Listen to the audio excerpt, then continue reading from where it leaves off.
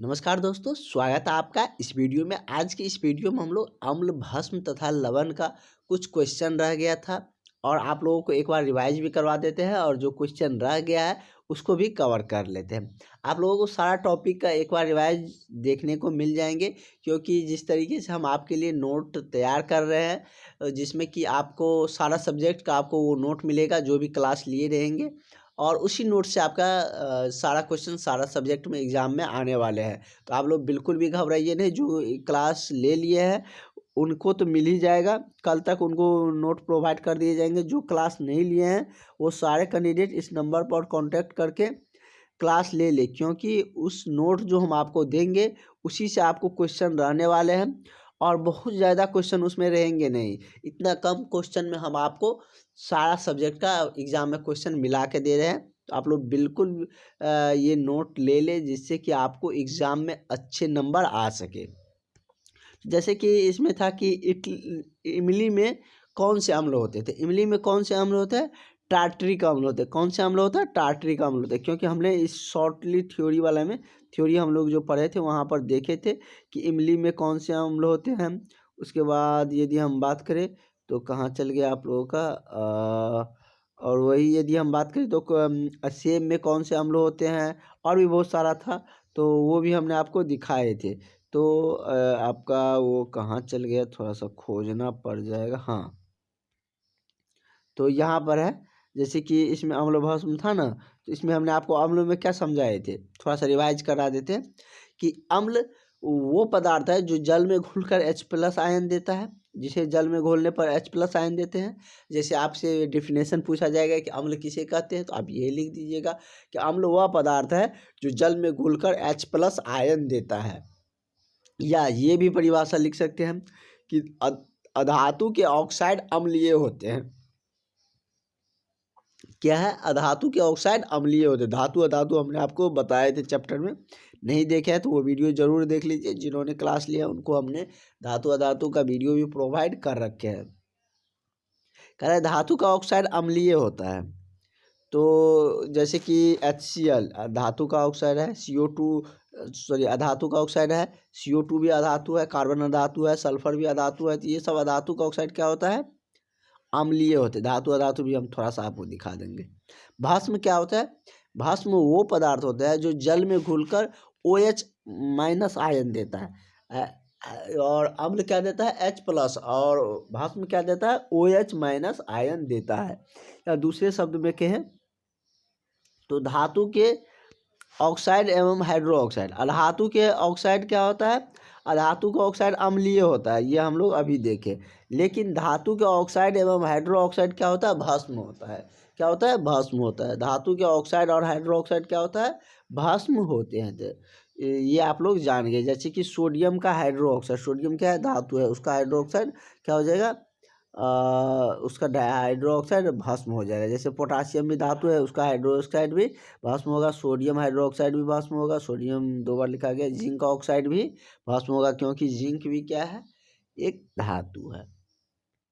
और दूसरे तरीके से समझे तो ये भी लिख सकते हैं कि अम्ल और वैसे पूछता भी है तो अम्ल लाल लिटमस को क्या कर देता है? नीला कर देता है। इसको याद रखने का हमने ये तरीका बता दिया, क्योंकि एक नीला लाल को नीला करता है तो दूसरा नीला को लाल कर देता है। तो कौन नीला को लाल करता है ये हम आपको बताते हैं। अम्ल, अम्ल में उच्चारण करते हैं तो लॉ बाद में आता है ना, तो यही इसी से शुरू कर लिए। मतलब कि ये लॉ आ रहा है तो लाल से क्या करेगा? नीला करेगा। अगर एक लाल से नीला कर रहा है तो भस्म नीला से लाल कर रहा है। मतलब क्या? अम्ल लाल लिटमस को नीला कर देता है, वही भस्म नीला लिटमस को लाल कर देता है। ये 2 पॉइंट समझिए। अगला है पदार्थ एवं उपस्थित अम्ल। पदार्थ में उपस्थित अम्ल के बारे में पूछ रहा है। कह रहा है कि लाल चींटी में कौन सा अम्ल होता है? तो लाल चींटी में फॉर्मिक अम्ल हम लोग देखे, सिरका में एसिटिक, संतरा में सिट्रिक, सेब में मैलिक, इमली में टार्टरिक। यही से क्वेश्चन हमको वहाँ पूछा गया। दही में लैक्टिक। तो आपको फाइनली सारा कुछ रिवाइज भी हो गया। और पीएच स्केल में हम लोग एसिड बेस को हम पहचानते हैं। तो उदासीन शुद्ध जल की 7 होती है। अगर 7 से ज़्यादा हो रहा है तो वो क्षारीय बेस होंगे, अगर 7 से कम हो रहा है तो वो अम्लीय होंगे। तो ये आप लोग देख चुके थे, बता चुके थे सारा। और इसमें हम यदि बात करें तो आपको हमने बहुत सारा क्वेश्चन भी करवा दिए थे। अब 19 क्वेश्चन नंबर 19 तक हम लोगों ने कर लिए थे, 20 भी हम लोग देखे थे। 20 में क्या कह रहा है कि बेकिंग सोडा का रासायनिक सूत्र क्या है। तो बेकिंग सोडा का रासायनिक सूत्र क्या है, तो सोडियम बाइकार्बोनेट को ही बेकिंग सोडा कहते हैं। तो क्या हो जाएगा, सोडियम NaHCO3, क्या होगा NaHCO3। इसका आंसर ये आपका सही हो जाएगा। अगला है कि निम्नलिखित में से प्लास्टर ऑफ पेरिस कौन है। तो प्लास्टर ऑफ पेरिस की बात करें तो वो क्या होते हैं, CaSO4 इंटू हाफ H2O। क्या होता है, CaSO4 इंटू हाफ H2O। तो इसका करेक्ट आंसर क्या हो जाएगा, ऑप्शन नंबर आपका सी सही हो जाएगा। ठीक है। अगला है, किस रासायनिक यौगिक को गर्म करने पर प्लास्टर ऑफ पेरिस प्राप्त किया जाता है। मतलब किसको गर्म करने पर प्लास्टर ऑफ पेरिस मिलते हैं। तो ये जिप्सन को गर्म करने पर क्या मिलता है, प्लास्टर ऑफ पेरिस मिलते हैं। किसको गर्म करने पर, तो जिप्सन को गर्म करने पर प्लास्टर ऑफ पेरिस मिलते हैं। तो इसका करेक्ट आंसर आपका ऑप्शन नंबर ए सही हो जाएगा। नेक्स्ट है कि निम्न में से कौन भस्म के पीएच के मान का कथन सत्य है। मतलब इनमें से किस भस्म के पीएच का मान सत्य है। 7 से, क्या भस्म का पीएच मान 7 से अधिक होता है, 7 होता है, या 7 से कम होता है। तो हम लोग अभी देखे हैं कि भस्म का पीएच मान 7 से अधिक होता है, और न्यूट्रल जो उदासीन होता है उसका 7 होता है, 7 से कम है तो वो एसिड है। तो भस्म का पीएच मान कितना होता है, 7 से अधिक होता है। तो इसका करेक्ट आंसर आपका ऑप्शन नंबर ए हो जाएगा। अगला है कि जब लिटमस विलियन न हो तो अम्लीय हो और ना ही क्षारीय हो, तब विलियन का रंग कैसा होगा। कह रहा है कि जब लिटमस विलियन न तो अम्लीय हो न ही क्षारीय हो। अम्लीय रहेगा तो वो क्या करेगा कि लाल को नीला कर देगा, क्षारीय रहेगा तो नीला को लाल करेगा। लेकिन जब दोनों नहीं है, ये पूछ रहे हैं आपसे कि जब न तो अम्लीय विलियन है ना ही क्षारीय विलियन है, तो वो विलियन का रंग कैसा होगा, था हरा होगा। कैसा होगा, हरा होगा। अगला है, यदि पीएच का मान होगा, यदि पीएच का मान 7 से कम हो तो वह किस प्रकार का विलयन होगा। वो क्षारीय होगा, उदासीन होगा, या अम्लीय होगा। तो क्षारीय क्या होता है, 7 से ज़्यादा होता है, उदासीन का 7 होता है, और अम्लीय का 7 से कम होता है। तो 7 से कम पूछ रहा है तो ये क्या हो जाएगा, अम्लीय हो जाएगा। 6, 5, 4 ये सब जिसका पीएच मान होगा वो अम्लीय होगा, और 7 से ज़्यादा होगा। ये बहुत ही आसान में हम आपको बता रहे हैं, कन्फ्यूज होने की बात ही नहीं है। 7 से ज़्यादा होगा, जैसे 7 हो गया, 7.2 हो गया, 7.5 हो गया, 8 हो गया, तो ये सब क्या हो जाएगा, ये सब क्षारीय विलयन होंगे। हालांकि दांत को साफ करने के लिए दंतमंजन का प्रयोग होता है, उसमें मतलब दंतमंजन में कौन सा विलयन रहते हैं। तो दंतमंजन में यदि हम बात करें तो उसमें आपको क्षारीय विलयन देखने को मिलते हैं। कौन सा विलयन, तो क्षारीय विलयन। दंतमंजन, दांत को साफ करने के लिए दंतमंजन में प्रायः क्या होती है, तो क्षारीय विलयन होती है। तो इसका करेक्ट आंसर आपका ऑप्शन नंबर बी हो जाएगा। अगला है कि अम्लीय विलयन का पीएच मान होता है। अम्लीय विलयन का पीएच मान कितना होता है, तो अम्लीय विलयन है तो उसका पीएच मान 7 से क्या होगा, कम होगा। और 7 से अधिक किसका होता है, तो 7 से अधिक आपका बेस का होता है, और 7 से कम किसका होता है, अम्ल का होता है। अगला है कि निम्नलिखित में से कौन लवण है, जो अम्ल और भस्म मिलकर बनाता है उसको क्या कहते हैं, लवण कहते हैं। तो लवण कौन है, K2SO4। क्या है, K2SO4।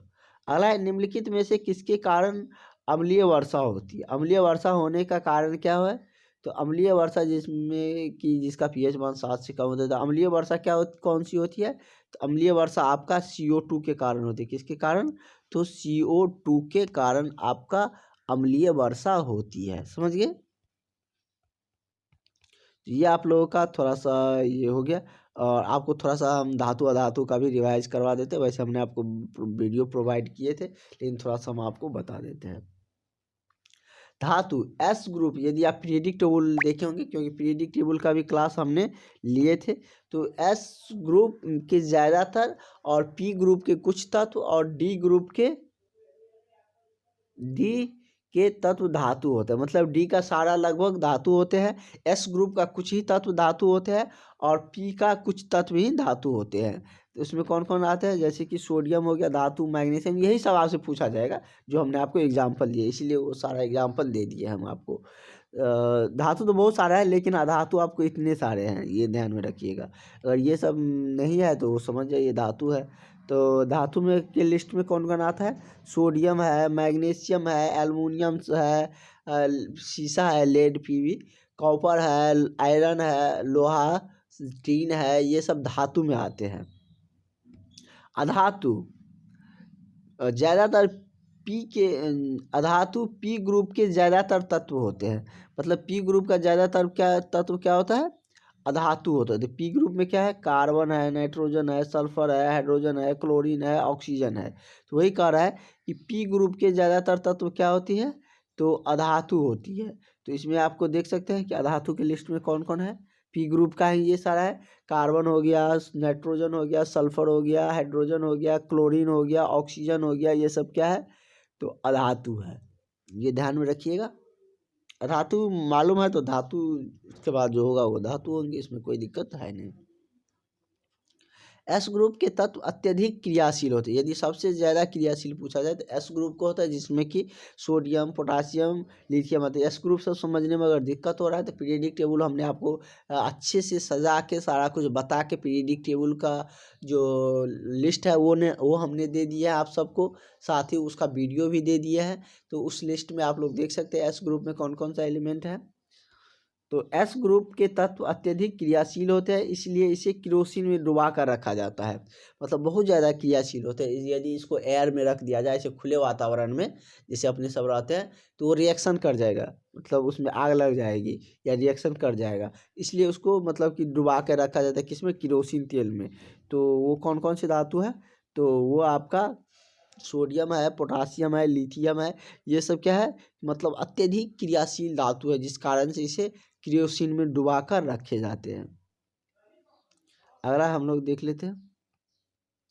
अगला कार्य है, ये भी हम आपको रिवाइज करवा ही दिए कि वैद्युत सहसंयोजक और आयनिक बंधन, दो परमाणुओं के बीच धनायन और ऋणायन स्थानांतरण करके जो बंधन बनता है वह प्रायः क्या होती है, मतलब वैद्युत सहसंयोजक या आयनिक बंधन बनता है। कहेगा आयनिक बंधन कहाँ है, कैसे पता चलेगा, तो धातु और अधातु के बीच जो बना रहता है बंधन, जो इलेक्ट्रॉन को शेयर कर, मतलब इलेक्ट्रॉन को ले देकर बनाते हैं, तो उसको क्या कहते हैं, वैद्युत सहसंयोजक बंधन। जैसे कि सोडियम क्या है, धातु है, क्लोरीन क्या है, अधातु है। तो ये अपना एक इलेक्ट्रॉन मतलब कि दे देगा, और ये एक इलेक्ट्रॉन क्लोरीन क्या करेगा, ग्रहण करेगा। अधातु ग्रहण करता है, धातु देता है। तो इस तरीके से जो कि धातु और एक धातु और एक अधातु मिलकर क्या बनाता है, आयनिक बंधन बनाता है। जैसे सोडियम धातु, क्लोरीन अधातु, तो अगर तोड़ेंगे इस पे तो जो धातु है उसमें पॉजिटिव, जो अधातु है उस पर निगेटिव चार्ज आएगा। जैसे कि Na+Cl-। इस तरह से पोटासियम क्लोराइड एग्जाम्पल से और हम लोग समझ जाएंगे। सहसंयोजक बंधन, वैसा परमाणु जो इलेक्ट्रॉन को साझा करके अष्टक पूरा करता है, या जो सहसंयोजक, उसे सहसंयोजक बंधन प्रायः अधातु अधातु के बीच बनता है। नॉन मेटल और नॉन मेटल के बीच ही सहसंयोजक बंधन बनते हैं। जैसे कि H2 हाइड्रोजन क्या है, हाइड्रोजन अधातु है, उसी का 2 मॉलिक्यूल है, तो इसके पास भी एक, इसके पास भी एक इलेक्ट्रॉन है, तो दोनों साझा करके बॉन्ड बना लेगा। उसी तरह से नाइट्रोजन N2 है, N2 क्या है, एक नाइट्रोजन एक नाइट्रोजन, इसके बाहरी कक्षा में कितना है, 5 होते हैं, वैसे 3 बॉन्ड बनाएगा, क्योंकि 5 है, 3 और बनाएगा तो अष्टक पूरा हो जाएगा। तीनों एक एक अपना इलेक्ट्रॉन शेयर करके 3 गो बॉन्ड बना लेता है। तो शेयर करके जो बॉन्ड बनाता है ना, वो क्या होता है, सहसंयोजक बंधन बनाता है। नाइट्रोजन में 3 बॉन्ड बनता है, ऑक्सीजन में 2 बॉन्ड बनता है, हाइड्रोजन में 1 बॉन्ड शेयर करके बनता है। सहसंयोजक यौगिक विद्युत का क्या होता है, कुचालक होता है। जो भी सहसंयोजक अधातु है तो वो विद्युत का कुचालक होगा ही, क्योंकि सहसंयोजक बंधन जो बनता है अधातु के बीच बनता है, और अधातु के बीच बनता है तो वह अधातु क्या होता है, कुचालक होता है। धातु अधातु में यदि अंतर पूछा जाए तो वो भी आप बता सकते हैं। अब आपका केमिस्ट्री का एक ही चैप्टर बच रहे हैं, अच्छा चैप्टर जिससे क्वेश्चन आते हैं, वो है कार्बनिक और कार्बनिक यौगिक। वो भी हम लोग देख लेंगे, उसके बाद हमारा केमिस्ट्री भी द एंड हो जाएगा। फिजिक्स में भी हमने 2 चैप्टर देख लिया है, और 3 चैप्टर और होंगे। फिजिक्स भी मेरा हो जाएगा, सोशल साइंस लगभग कवर हो चुके हैं। वैसे आप लोग चिंता मत करिए, आपके लिए फिर से रिवाइज फिर से सारा कुछ होने वाला है, क्योंकि हमने आपके लिए वैसे नोट तैयार किए हैं जिसमें कि सबका सिलेबस फिर से कवर होंगे। तो जो भी बैच नहीं लिए हैं वो सारे कैंडिडेट इस नंबर पर कांटेक्ट करके, अभी भी आपके पास समय है, बैच ले लीजिए, क्योंकि उस टाइम जब हम वो बैच स्टार्ट करेंगे तो जिसमें कि हम लोग देखेंगे सारा कुछ, सारे सब्जेक्ट का सारा टॉपिक देखेंगे। कह रहा है धातु अधातु में मतलब अंतर पूछेगा या उसका गुण पूछेगा तो ये आप लिख दीजिएगा। धातु में क्या है, धातु में चमक होती है, 5 नंबर में पूछ सकता है। धातु में क्या होता है, प्रायः मतलब कि धातु में चमक होती है, अधातु में चमक नहीं होती है। धातु प्रायः विद्युत का धनात्मक होती है, अधातु प्रायः विद्युत का ऋणात्मक होती है। धातु प्रायः ऊष्मा एवं विद्युत का कुचालक होता है, ऊष्मा का भी और विद्युत का भी कुचालक होता है। अधातु ऊष्मा और विद्युत का सॉरी धातु ऊष्मा और विद्युत का सुचालक होता है और अधातु कुचालक होता है। ठीक है, इससे ऊष्मा और विद्युत पास नहीं करेगा। कहने का मतलब है कि इससे ऊष्मा और विद्युत दोनों ही पास नहीं करता है। जैसे कोई धातु का मेटल ले लिए, उसको एक साइड गर्म करते हैं, यदि दूसरे एंड पर यदि आप पकड़े हुए हैं तो वहाँ पे गर्म हो जाएगा, क्योंकि उसमें मतलब क्या है, ऊष्मा पास हो रहा है, मतलब वो ऊष्मा या हीट और करंट तो उसमें पास होता ही है। ऐसा नहीं है कि आपने यहाँ पे बड़ा सा रॉड ले लिए या बड़ा सा कोई मेटल का ले लिए, उसको करंट में सटाए हैं, आप बहुत दूर पकड़े तो आपको नहीं लगेगा, आपको करंट लगेगा, क्योंकि धातु से ऊष्मा एवं विद्युत दोनों पास होता है उससे, मतलब दोनों मतलब सुचालक है उसका, दोनों से मतलब इलेक्ट्रॉन एक दूसरे से कंबाइंड रहता, पास करता है इलेक्ट्रॉन को, तो इस कारण से उसमें आपको झटका भी महसूस होते हैं। अधातु क्या होता है, प्रायः ऊष्मा एवं विद्युत का कुचालक होता है, लेकिन एक अधातु पर अपवाद है, ग्रेफाइट। ग्रेफाइट क्या होता है कि अधातु का सुचालक हो जाता है। अधातु में एक ही ऐसा है जिससे कि विद्युत धारा पास होती है, जैसे ग्रेफाइट। ग्रेफाइट आप देखे होंगे, जैसे आप पेंसिल यूज करते होंगे, बचपन में किए होंगे, अभी नहीं करते हैं तो पेंसिल में जो अंदर में काला वाला रहता है जिससे लिखाता है वो ग्रेफाइट ही रहता है, उसमें आपको करंट लग सकता है। ये है कि कौन से धातु कहाँ से मिलते हैं, तो एल्युमिनियम आपको बॉक्साइड और से मिलता है, बॉक्साइड से इनका ओरिजिन है, इसी से ये मिलते हैं। वही यदि हम बात करें तो आपका इसके बाद क्या है, इसके बाद है जिंक। जिंक आपको जिंक ब्लेड से मिल जाएंगे, कैल्शियम आपको जिप्सम से मिलेंगे, आयरन आपको हेमाटाइट से मिलेंगे, कॉपर कॉपर पायराइट से मिल जाएंगे। ये सब इनका ओरिजिन है, इन सारे अयस्क से, ये सब इन सारे खनिजों से ये सब मिलते हैं, ये सारे धातु। इसका क्वेश्चन आंसर नेक्स्ट करेंगे रिवाइज करके भी। तो आप लोग आज के लिए इतना ही, जो कि होगा तो फिर हम इस टॉपिक को उस दिन भी रिवाइज कर देंगे। और आप लोग मतलब घबराइए नहीं, आपका सारा सिलेबस टू द पॉइंट ख़त्म होगा, और आपको रिवाइजिंग करने का भी हम समय बिल्कुल देंगे, रिवाइज भी होंगे, और सारे चैप्टर का शॉर्ट नोट तैयार हो रहा है, जिससे कि सारे चैप्टर को फिर से हम लोग देखने वाले हैं, सारे जो कि सब्जेक्ट को। तो आप लोग बिल्कुल तैयार रहिए, आपको सारा कुछ हम आपको प्रोवाइड करेंगे, और आपके लिए जो क्वेश्चन तैयार हो रहा है उसी से क्वेश्चन रहने वाले हैं। चलिए मिलते हैं नेक्स्ट वीडियो में, थैंक यू।